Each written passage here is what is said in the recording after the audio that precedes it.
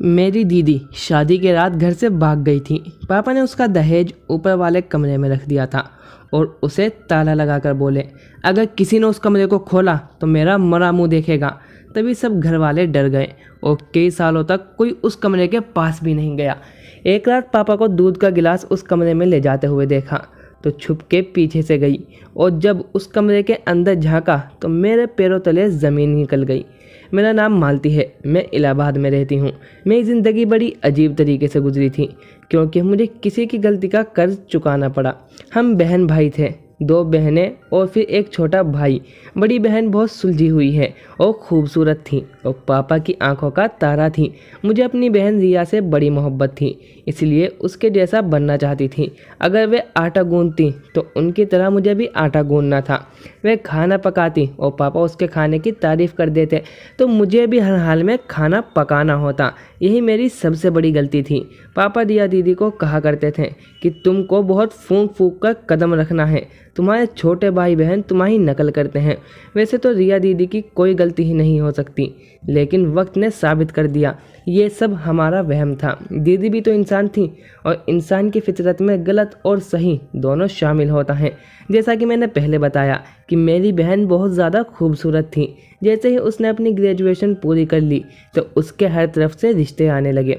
ऐसा लगता था कि रिश्तेदारों में होड़ लगी हुई है कि उसको हम ही अपने घर की बहू बनाएंगे और वे लोग बेफिजूल में ही हमारे घर के चक्कर काटने लगे थे। पापा ने सोचा कि अगर एक घर में मैंने अपनी बेटी दे दी तो दूसरे घर वाले मुझसे नाराज़ हो जाएंगे। इसलिए पापा ने फैसला किया कि जहाँ कोई रिश्तेदारी ना हो दूर दूर तक, वहाँ पर मेरी दीदी की शादी करेंगे। तब मेरे पापा को इस बात का अंदाज़ा नहीं था वे कितनी बड़ी गलती करने जा रहे हैं। उन्हें चाहिए था कि दीदी की ज़िंदगी का इतना बड़ा फैसला करने से पहले उन्हें अपने पास बिठाकर उनसे दिल की बात तो मालूम करने की कोशिश करते। पापा ने उनके सर पर हाथ रखकर पूछा, बेटी तुम भी तो कुछ अपने भविष्य के बारे में सोचा होगा, मुझे बताओ। अगर दिल में कुछ है, मुझसे शर्म आती है तो अपनी मम्मी को अपना राज बता दो। अगर पापा ने इस मामले में घर के किसी भी सदस्य की मर्जी जानने की रत्ती भर भी कोशिश नहीं की थी। उन्होंने बाहर से ही किसी से बातचीत करके दीदी का रिश्ता तय कर दिया और बाद में मर्दों के बीच में शादी का रिश्ता पक्का हुआ। एक दिन पापा ने मम्मी से आकर कहा कि मैंने रिया का रिश्ता पक्का कर दिया है। बहुत अच्छे लोग हैं, खाते पीते हैं, अमीर घर के हैं, हमारी बच्ची बहुत खुश रखेंगे। मम्मी बिल्कुल चुप रह गई थी। सिर्फ मम्मी पर ही नहीं, हम पर भी बहुत तेज़ से बिजली गिर पड़ी थी। हम तीनों बहन भाई एक कमरे में बैठे हुए थे और एक दूसरे की तरफ सवालों की नज़रों से देख रहे थे कि ये क्या हुआ और कैसे हुआ। मम्मी कहने लगी, ये कैसे हो सकता है। दीदी बिल्कुल सोच में पड़ गई थी। कमरे में आई थी, मम्मी कहने लगी, रिया अच्छे से तैयार हो जाना, आज लड़के वाले तुम्हें देखने आएंगे। रिया शिकवा करने से पहले अपने आप को रोक नहीं पाई। मैं बोली, मम्मी पापा से इस तरह के फैसले की उम्मीद नहीं थी। तभी मम्मी चौंक गई और दीदी का हाथ पकड़ लिया और बोली, मेरी बच्ची बताओ, अगर तुम्हें कोई और पसंद है या किसी ने तुम्हें शादी का वादा कर रखा है, मैं तुमसे उस बात की यकीन दिलाती हूँ। अगर तुम्हारी पसंद अच्छी हुई तो मैं तुम्हारी शादी उसी जगह करवा दूँगी जहाँ तुम कहोगी। दीदी ने नाम में सिर हिला दिया और बोली, नहीं ऐसी बात नहीं है। फिर भी मेरे दिल को अजीबोगरीब वसवसों ने घेर लिया है। ऐसा लगता है कि शायद शादी मेरे खुशियों लेकर नहीं आएगी बल्कि मेरा मुकद्दर की बर्बादी बन जाएगी। मम्मी तो दीदी की बात सुनकर तड़प उठी थी। मम्मी बोली, ऐसी बातें करने से पहले ये भी नहीं सोचा कि माँ के दिल पर क्या गुजरेगी। वे लोग दीदी को देखने के लिए आ गए थे। उनमें एक बूढ़ी औरत थी और एक जवान लड़की थी। उन्होंने बताया कि उनकी माँ कोमा में है, इसलिए दादी और बहन आई है। मम्मी दादी और उस लड़की को अपने साथ ले गई थी तो लड़के की दादी ने दीदी को बहुत प्यार किया और वे लड़की भी अच्छी लगती थी। उसने तो अभी से मानसी को भाभी कहना शुरू कर दिया था। फिर जाते हुए लड़के की दादी ने दीदी मानसी के हाथ में पैसे रख दी थी। सच कहूँ तो मानसी मेरे दिल को बड़ी तसल्ली सी मिल गई है। तुम बताओ रिया, तुम्हारी क्या राय है। मम्मी बोली, दीदी तो जैसे शर्मा के लाल हुए जा रही थी, उनके गाल तो बिल्कुल लाल हो गए थे। दीदी बोली कि मम्मी मुझे इस रिश्ते से कोई एतराज़ नहीं है। फिर तो जैसे हमारे घर में खुशियों का माहौल हो गया था। कोई नहीं जानता था कि खुशियाँ बहुत जल्द गम में बदलने वाली हैं। सब कुछ बहुत अच्छे तरीके से चल रहा था, कुछ भी गड़बड़ तो नहीं थी। दीदी भी खुशी खुशी हर चीज़ में हिस्सा ले रही थी। वह अपनी हर चीज़ जोड़े में बैग में रख रही थी। अपने जूते भी उन्होंने तो अपने पसंद के लिए थे। सिर्फ इतना ही नहीं बल्कि बारात के लिए अपनी मर्जी का पालन भी खुद ही किया था। सब कुछ अच्छा भला तो चल रहा था। किसी के दिमाग में ये भी नहीं था कि दीदी अपने दिल में क्या स्थान कर बैठी हैं। घर वाले सब बहुत खुश थे। मैंने तो हफ्ता पहले ही ढोलकी का इंतज़ाम कर लिया था। मम्मी ने मुझे मना भी किया था कि लड़कियों की शादी पर इतने दिन पहले ढोलकी नहीं बजाई जाती, मगर मैं कहाँ मानने वाली थी। ढोलकी भी हम लोगों ने बहुत बजाई और दीदी बहुत इंजॉय करती थी, बल्कि अपने फरमाइश पर अपनी मर्ज़ी से गाना भी लगवाया करती थी। मुझे तो यूँ लगता था कि अगर शर्म व हया उन्हें नहीं आती तो खुद भी हमारे साथ बैठकर गाने लगती। खैर वक्त गुजर गया और दीदी की बारात का दिन आ गया। दीदी बहुत महंगे पार्लर से तैयार होकर आ गई थी। उन्होंने अपना पसंदीदा लहंगा पहना हुआ था। थोड़ी देर बाद बारात भी आ गई थी। मैंने दूल्हे को देखा तो मेरा मुंह तो खुला का खुला ही रह गया। दूल्हा तो बहुत ही खूबसूरत था और हैंडसम भी था। तो सोचा कि जाकर दीदी को बताती हूँ कि आपकी किस्मत तो बहुत अच्छी है। मैं भागकर अपने कमरे में आ गई तो वहाँ दीदी नहीं थी। मैं हैरान थी कि अभी तो मैं दीदी को यहीं छोड़कर गई थी, वे कहाँ चली गई। मैं उनकी तलाश में मम्मी के कमरे में गई तो वे भी खाली पड़ा था। मेरी फिक्र बहुत ज़्यादा बढ़ गई थी। मैं जल्दी से बाहर आई और मम्मी को ढूंढने लगी। मम्मी मेहमानों की खातिर में लगी हुई थी। मैं मम्मी का हाथ पकड़कर ले गई और कहा, मम्मी मानसी दीदी कहाँ है? मम्मी बोली, अपने कमरे में होगी। मैंने कहा, कमरे में भी नहीं है। मम्मी ने मेरा हाथ रख दिया और बोली, यहीं कहीं होगी, पीछे हटो, मुझे मेहमानों से मिलने दो। वे इस अंदाज में बात कर रही थी जैसे उन्हें किसी चीज़ के गलत होने का अंदेशा ही ना हो। तब मैंने मम्मी का हाथ पकड़कर छोड़ दिया। मैं बोली, मम्मी मुझे घबराहट हो रही है। मम्मी भी चौंक गई थी।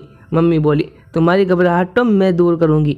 मम्मी मेरे साथ आ गई। हम दीदी को एक कमरे से दूसरे कमरे में और दूसरे कमरे से तीसरे कमरे में ढूंढते रहे, मगर वे ना मिली। मम्मी के चेहरे का रंग उड़ गया था। तब बारात जाने का टाइम हुआ और शोर होने लगा तो पापा कमरे में आए और उनकी आंखें सुर्ख हो रही थी। शायद उन्हें अपनी बेटी की विदाई का गम हो रहा था। इतने उनकी चहेती बेटी उनकी इज्जत को तार तार कर दे। पापा कहने लगे, जल्दी से मानसी बिटिया को लेकर चलो, वहाँ जाने का टाइम हो रहा है। मम्मी रोते हुए बोली, कपिल मानसी नहीं मिल रही है। पापा बड़ी हैरत से मम्मी की तरफ देखने लगे और बोले, क्या मतलब कि मानसी नहीं मिल रही है? यहीं कहीं होगी। मम्मी रोते हुए बोली, मैंने घर का कोना कोना छान मारा है। मम्मी तो दिल पर हाथ रखकर दहाड़ मारकर रोने लगी। कमला, अब मेरी इज्जत तो खाक में मिल जाएगी। अब कोई मुझे इस रुसवाई से बचा नहीं सकता। तुम ही बताओ मैं क्या करूं? लोगों का सामना कैसे करूं? कैसे जाकर बारातियों से कहूं कि बारात वापस ले जाओ, क्योंकि मेरी बेटी ने मेरी इज्जत नीलाम कर दी है? पापा ने कहा। मम्मी भी रोए जा रही थी। कपिल आप बिस्तर पर लेट जाओ, मैं कोई ना कोई बहाना बनाती हूँ कि मेरे पति की तबीयत खराब हो गई है, ऐसे में अपनी बेटी को विदा नहीं कर सकती हूँ। पापा बोले कि कमला तुम्हें इतना हौसला है? मम्मी ने अपने आंसू पोंछते हुए कहने लगी, आपकी इज्जत बचाने के लिए कुछ भी कर सकती हूँ। तब पापा बोले, काश तुमने लड़कियों को भी यही शिक्षा दी होती। मम्मी ने सबके सामने जाकर कह दिया कि मेरे पति को दिल का दौरा पड़ा है, ऐसे में हम अपनी बेटी को विदा नहीं कर सकते हैं। आप लोगों की बड़ी मेहरबानी होगी कि आज आप लोग बारात वापस ले जाएं। हर तरफ बातें होने लगी थी। मम्मी ने तो खुद को कमरे में बंद कर दिया था। लोग तरह तरह की बातें कर रहे थे और हमारे पास उनका जवाब नहीं था, इसलिए हम सब एक ही कमरे में दुख बैठे हुए थे। हमने कभी सोचा भी नहीं था कि मानसी दीदी के हाथों ऐसी बुराइयां सहनी पड़ेंगी। मम्मी बोली, कपिल इस तरह आपकी तबीयत खराब हो जाएगी, बच्चा तुम्हारी मदद करेगा। पापा बोले, तुम तो बात ही मत करो। कमला तुम्हें मेरी इतनी फिक्र होती तो अपनी बेटियों को लगाम लगा कर रखती। मम्मी बेचारी बहुत शर्मिंदा हुए जा रही थी।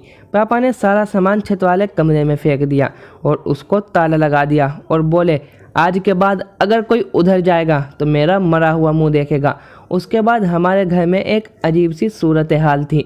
हम सब एक दूसरे से नज़रें चुराने पर मजबूर थे। पापा भी हम सब से छुप छुप कर रोते थे। जब वे नीचे आते तो बहुत थके थके से लगते थे, आंखें सुर्ख होती थी। मम्मी कहती थी, तुम्हारे पापा हम सब से छुप कर छत पर जाकर रोते हैं। हमें तो ये लगता है कि दीदी की शादी का किस्सा ख़त्म हो गया। पर फिर 1 महीने के बाद हमें लड़कों वालों की तरफ से फ़ोन आ गया था। अर्जुन की दादी कहने लगी, कितना महीना हमने आपसे बातचीत नहीं नहीं की, क्योंकि हम आपसे नाराज़ थे। रात को आप लोगों ने वापस जो कर दिया था, अब ठंडे दिमाग से सोचा तो आपकी भी कोई मजबूरी रही होगी। यह भी तो हो सकता है कि आपकी बेटी ने रिश्ते से इनकार कर दिया होगा और आपने अपनी इज्जत बचाने के लिए कपिल बेटे की बीमारी का बहाना बना दिया होगा। अगर ऐसी कोई बात है तो हमें उस पर भी कोई एतराज़ नहीं है। अगर आप अच्छा समझें तो आप कपिल से राय मशवरा करके हमें अपनी छोटी बेटी का रिश्ता दे दें, क्योंकि हमने बहुत घरों में रिश्ता ढूंढा पर आपके बच्चों जैसी बात ना थी और हमें हर जगह मिलावट ही मिली। आपके घर आना हमें अच्छा लगा है, इसलिए हम चाहते हैं कि किसी न किसी तरह हमारी रिश्तेदारी आपसे हो जाए। मम्मी कहने लगी, ठीक है, मैं कपिल से राय मशवरा करके बताऊंगी। मम्मी ने अपना फ़ोन बंद कर दिया और मुझसे बोलने लगी, रिया तुम कहो तो तुम्हारा रिश्ता मंजूर कर दूं। मैंने अपने कंधे उचक दिए और कहा कि दीदी के जाने के बाद पापा ने जिस तरह से मेरा जीना हराम कर रखा है, मुझे नफ़रत की निगाहों से देखते हैं। मैं चाहती हूँ कि दिन से रात ना हो और मैं यहाँ से चली जाऊँ और दोबारा यहाँ पर वापस लौटकर ना आऊँ। मम्मी मेरे गले में अपना हाथ डालकर रोने लगी। हमारा नसीब ही खराब है, ऐसे ही किसी की सज़ा हमें मिलती है। तुम्हारी माँ के साथ भी ऐसा ही हुआ था और तुम्हारे साथ भी ऐसा ही हो रहा है। मैं चाहती हूँ कि तुम्हारी तकदीर बदल जाए, मगर मैं क्या करूँ, मैं तो खुद मजबूर हूँ। हमारे हाथ बंधे हुए हैं। मम्मी इस कदर टूटी हुई थी कि मुझे उनकी हिम्मत बनना पड़ा। मम्मी से बोली, आप नाराज़ मत हो, सब भगवान पर छोड़ दो, वो सब अच्छा ही करेगा। मैं उठकर अपने कमरे में चली गई थी, क्योंकि पापा के घर वापस आने का वक्त हो गया था। आज मेरा दिल धड़क रहा था, क्योंकि आज मेरी किस्मत का फैसला हुआ था। जैसे घर का दरवाज़ा खुला, मैं अपने कमरे की खिड़की में आकर बैठ गई। पापा घर आए। पापा ने पहले इधर उधर देखा और आंगन को खाली पाकर वे दबे पाँव कदमों से किचन में चले गए थे। फिर थोड़ी देर के बाद जब किचन से वापस आए तो मुझे उनके हाथ में दूध का गिलास नजर आया। पापा सब कुछ बड़ी समझदारी से कर रहे थे। वे किचन में आ गए और एक गिलास दूध लिया और फिर से सीढ़ियाँ चढ़ने लगे और फिर छत पर चले गए। मैं बैठी की बैठी रह गई। ये सब जो मेरी नज़रों ने देखा था, ये सब क्या था? ये बिल्कुल आम सी बात थी, मगर पापा ने बाद में उसे खास बना दिया था। मुझे फिर उस बात की भी फिक्र थी कि मम्मी पापा के आने के बाद कमरे से बाहर क्यों नहीं निकली थी, क्योंकि पापा जब काम से वापस आया करते तो मम्मी सब कुछ छोड़कर पापा के पास आ जाया करती थी, उन्हें ताज़ा रोटियां बनाकर देती थी। मैं दबे कदमों से मम्मी के कमरे में गई तो पता चला कि वे तो सो रही हैं। खैर, पापा आधे घंटे के बाद छत से उतर आए थे। उनके हालात अजीब सी हो रही थी।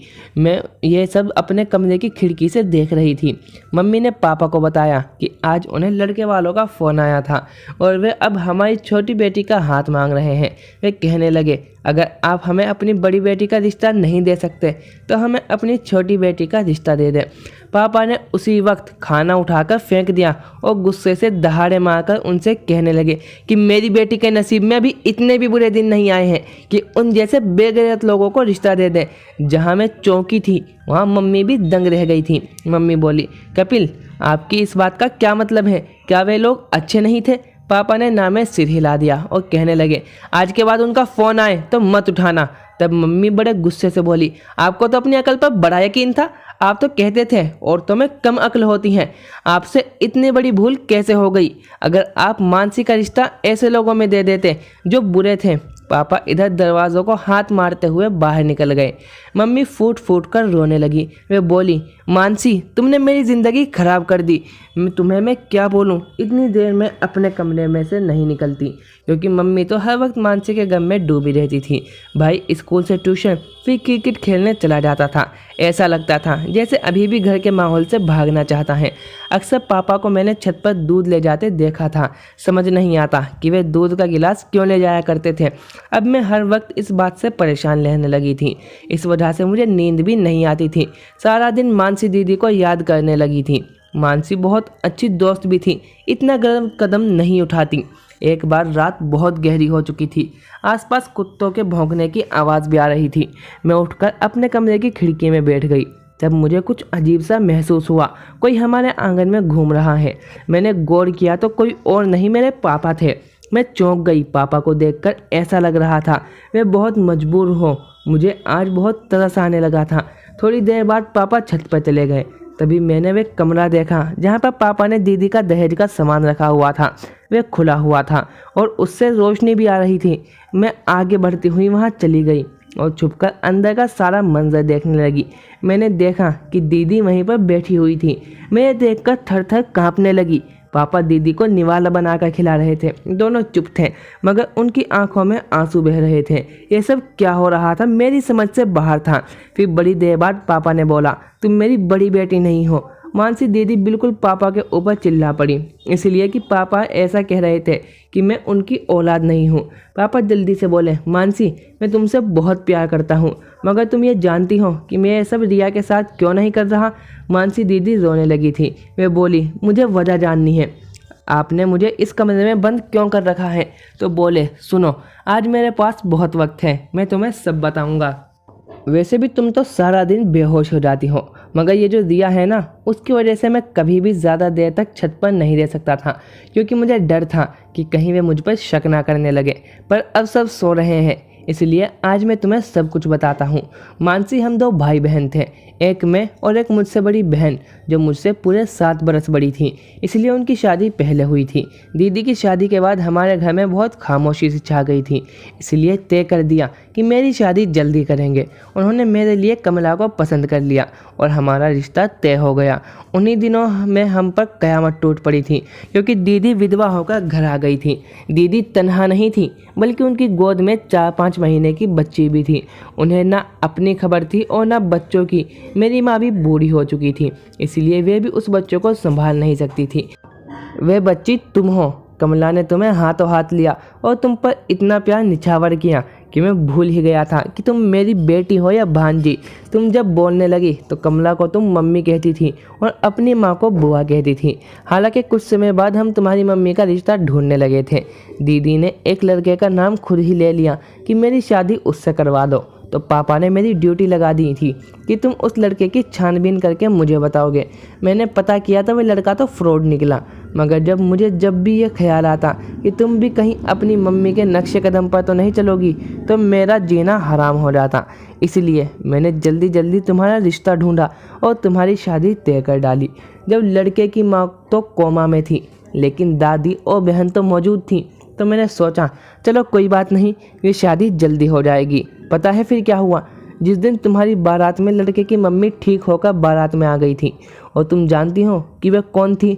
लड़के की माँ, मेरी दीदी, और तुम्हारी असली माँ थी, यानी वे लड़का असल में तुम्हारा भाई था। मैं ये सब देखकर बहुत परेशान हो गया, इसलिए तुमसे कहा कि छत पर जाओ, और फिर मैंने तुम्हें छत वाले कमरे में बंद कर दिया। मैंने सोचा था कि सुबह तक कमला को सारी सच्चाई बता दूंगा, और फिर ख्याल कि मैंने तुम्हारी माँ की शादी नहीं होने दी थी और वे घर छोड़कर भाग गई। अब उस घर में तुम्हारी शादी भी नहीं हो सकती थी। मुझे डर था कहीं तुम भी अपनी माँ की तरह घर से भाग गई तो, इसलिए मैंने तुम्हें यहाँ पर बंद रखा। यह मत समझना कि अपनी बहन की बेटी को कैद करके मैंने अपनी औलाद से प्यार करता हूँ। जिस दिन से तुम्हें मैंने कैद कर रखा है, रिया से भी मैंने बात करना छोड़ दिया है, उस पर भी बहुत सख्ती दिखाता हूँ। मानसी दीदी के जैसे एकदम होश में आ गई थी। तभी वे बोली, अगर मैं घर से भाग जाती तो भी आपकी इज्जत खाक में मिल जाती, मगर आपने यहाँ बंद करके भी अपनी इज्जत को खाक में मिला दी है। लोग तो यही बातें करते होंगे कि मानसी घर से भाग गई है, तभी तो बारात वापस लौट गई है। अभी वे दोनों बात कर ही रहे थे कि मंदिर में आरती की घंटी बजने लगी थी और पापा बोले, मानसी बेटा मुझे माफ़ कर देना, अब मैं जा रहा हूँ, हो सकता है कि किसी की आँख खुल जाए। तभी मैं जल्दी से आगे बढ़ी और बोली, अब मैं और जुल्म अपनी दीदी पर होने नहीं दूंगी। उसकी मम्मी ने जो गलती की उसकी सज़ा अपनी दीदी को मिलने नहीं दूंगी। भगवान सबको उसकी गलती की सज़ा देते हैं, तो आप उसको खुद से सज़ा क्यों दे रहे हैं? आपने ये सब क्यों किया दीदी के साथ? पापा मेरी बातें सुनकर बिल्कुल बौखला गए थे, इसलिए वे जल्दी से नीचे चले गए। मैं दीदी का हाथ पकड़कर नीचे ले आई थी। पापा उस टाइम बहुत शर्मिंदा हुए थे। सुबह से निकले, रात को घर वापस आए। फिर हम सब भाई बहन ने पापा पर अपनी अदालत लगाई थी। मम्मी जज थी। पापा रो रो कर सबसे माफ़ी मांग रहे थे। दीदी ने ही पापा को माफ़ करने में सबसे पहल की थी। फिर हम सब ने भी पापा को माफ़ कर दिया था। सब कुछ ठीक हो गया था। पापा ने दीदी को इजाज़त दे दी थी कि वे अपनी माँ से मिलने लगे। अब बहुत जल्दी ही उनकी एक बहुत अच्छी जगह शादी होने वाली है। दोस्तों, माँ बाप हमेशा हमारे अच्छे के लिए ही सोचते हैं, इसीलिए अपने दिल की बात अपने पेरेंट्स को ज़रूर बताएं। और आपको वीडियो कैसी लगी कमेंट सेक्शन में ज़रूर लिखिए। मिलते हैं नेक्स्ट वीडियो में। Thank you for watching.